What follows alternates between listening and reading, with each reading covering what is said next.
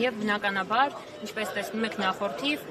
կաշառքի գործեր են կարվում, այսպես ասած, այս պարագայում որևէ ձևով չհաջողվեց ինչ-որ նոր գործ ի հայտ բերել կամ կարու ձև հանելու շնորհիվ տանել բանտարկության, պետք էր հանել հին վաղեմություն ունեցող գործը, որով ըստ էության 4 ցուցմունք տված վկաները ժամանակի ընթացքում իրենց վկայություններից հրաժարվել են, ըստ էության այն հանցակազմը, այն արարքը, որը մեղսագրվում է Դավիթ Համարցումյանին,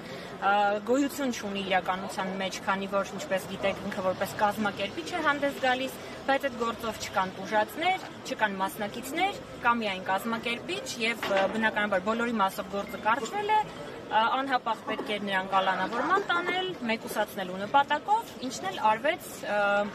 տխրահռչակ դատավորի կողմից։ Նախորդ գործը հաշվի առնելով այս գործը ինչ հանգուցալուց ունենա նախորդ քաղաքապետերի նկատմամբ։